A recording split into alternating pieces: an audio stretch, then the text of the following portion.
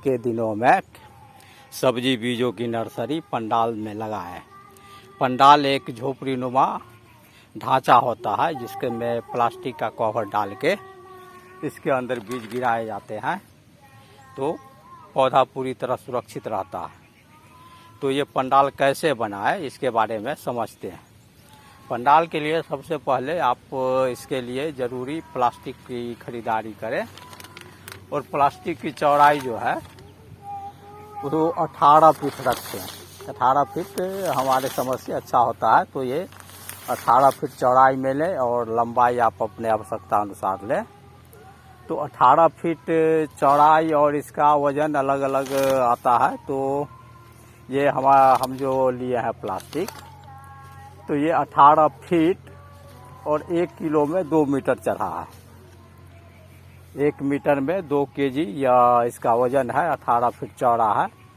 वैसे आपको हमको नहीं मिल रहा था तो ये लिए, वैसे आप 3 मीटर 4 मीटर जो भी मिले उससे ले लें। तो जब 18 फीट चौड़ा ये प्लास्टिक लेंगे तो ये आपका ये जो बनेगा इसका बेड, ये जो बेड है, ये बेड है, जो ये बेड है यहाँ से वहाँ तक ये 16 फीट का बेड है। चूँकि 16 फीट का बेड है और ये जो खंभा है, ये खंभा है, इस खंभा से और उस खंभा का ये दूरी 16.5 फीट रखे हैं, इसलिए कि बेड से बाहर खंभा रखे हैं ताकि पानी बाहर चुए। और चूँकि प्लास्टिक जो है, ये प्लास्टिक जो 18 फीट है और 16.5 फीट पर ये खंभा दिए हैं तो पूरा खंभा तक आता है। तो इसलिए इस नाप से, पक्का नाप से ये बना है ताकि पानी बेड पर नहीं गिरे, बेड से बाहर पानी गिरे। तो आप जो 16 फीट 16.5 फीट पर आप दोनों साइड का खंभा गाड़े, बीच में एक खंभा दें। ये बीच में खंभा है, ये 7 फीट का खंभा है जिसमें 5 फीट ऊपर है और 2 फीट गाढ़ है। इसके अलावा दोनों साइड का खंभा जो है जो 4 फीट का है जिसमें 1 से 1.5 फीट गाढ़ा हुआ है और बाकी खंभा ऊपर। तो इस तरह से आप खंभा दोनों साइड छोटा खंभा दे, बीच में बड़ा खंभा दे। बीच में जितना बड़ा खंभा देंगे उतना आपको ठीक रहेगा, क्योंकि यह इसमें आपको बीच के नाली में ही घुस के, बीच के नाली में घुस के ही आपको काम करने में सुविधा होगा। तो इस तरह से बीच का खंभा बढ़ा दे और लंबाई के हिसाब से आपकी जितना बीज गिराना हो हिसाब से अपना सेट बनाएं। तो बेड की चौड़ाई 16 फीट रखें, लंबाई आप अपनी आवश्यकता अनुसार रखें। और इसका जो आप खंभा से खंभा की दूरी देंगे, ये खंभा से खंभा की दूरी 10-12 फीट दें। जैसे ये खंभा है और वो खंभा है तो 10-12 फीट पर की दूरी पर खंभा दें, इसी के सामने बीच वाले। तो इस तरह खंभा गाड़ के और इस पर बांस का बल्ली चाहे जो भी हो, ये आप बल्ली दे दें, ये बल्ली दे और इस बल्ली को इस खंभा में मजबूती से बांध दें। इस तरह से तीन लाइन खंभा में बल्ली दे के, ये बीच का बल्ली है और साइड का बल्ली ये है, तो ये बल्ली दे के मजबूती से खंभा में बांध दें। इसके अलावा ये फट्ठी, ये बांस का फट्ठी है, इस फट्ठी की लंबाई उतना रखें जितना आपकी प्लास्टिक की चौड़ाई। तो प्लास्टिक की चौड़ाई से इसको थोड़ा ज़्यादा लंबा रखें। तो ये 18 फीट की प्लास्टिक है, तो इसकी लंबाई 19 फीट 18.5 फीट इस तरह का लंबाई है। फिर इस फट्ठी को 1-1 फीट की दूरी पर, ये जो है 1-1 फीट की दूरी पर आप मजबूत से बांध दें। इस तरह इस फट्ठी को दोनों तरफ भी बांध दें और बीच में भी मजबूत से बांध दें। चूँकि आंधी तूफान ज़्यादा चलेगा तो आंधी तूफान में बचने के लिए मजबूती से बांध दें। तो इसको मजबूत से बांधने के बाद आप 1-1 फीट पर इसका दूरी दें। तो यह झोपड़ी नुमा ढांचा आपका खड़ा हो गया। फिर इस पर प्लास्टिक बिछाएं।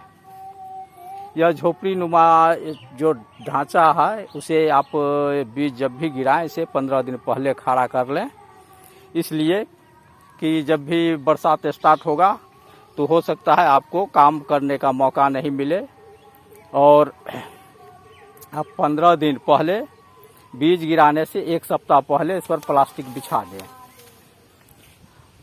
इस पर प्लास्टिक इस तरह से प्लास्टिक इसमें 1 सप्ताह पहले बिछा दें, ताकि बारिश भी होगा तो आपका जमीन सूखा हुआ रहेगा। बारिश होने के बाद भी जमीन आपका सूखा हुआ रहेगा। इस प्लास्टिक को इस तरह बिछा दें। प्लास्टिक की जो चारू कोंदा है उसे भी टाइट करके बांधे। इस फट्टी को में और बल्ली में इसे मजबूत से बांध दे, ताकि यह उड़े नहीं। और इसको बांधने के बाद इस पर डोरी चलाएं। यह डोरी मजबूत वाला मजबूत वाला दीजिएगा, क्योंकि कमजोर डोरी होने से यह जब तेज हवा आता है तो यह टूट फूट सकता है। यह तेज हवा आने से यह टूट फूट सकता है, और टूटने के बाद आपका सारा प्लास्टिक फट जाएगा। तो ये डोरी ये मजबूत दे, और इस डोरी को इस तरह से फंसाएं। जैसे उस तरफ बांध देने के बाद फिर इधर लाके फिर प्रत्येक फट्टी में यही लाइन प्रत्येक फट्टी में इस तरह से इसको बांध दें। 1-1 फीट पर जो फट्टी है उस प्रत्येक फट्टी में इस तरह से डोरी को बांध दें। इस तरह से डोरी बांधने से ये प्लास्टिक को मजबूती से पकड़ मिल जाता है, और यह प्लास्टिक आपका उड़ेगा नहीं। जब आप बीज गिराएंगे तो बीज गिराने से 1 सप्ताह पहले ये प्लास्टिक बिछा लें, ताकि आपका बेड सूखा हुआ रहे। और बेड के बीचों बीच आप एक नाली दें काम करने के लिए। जैसे इसमें नाली है, इस तरह नाली दे और छोटी छोटी क्यारी बना ले। इस तरह छोटी छोटी क्यारी बना ले, ताकि आपको इसमें काम करने में सुविधा हो।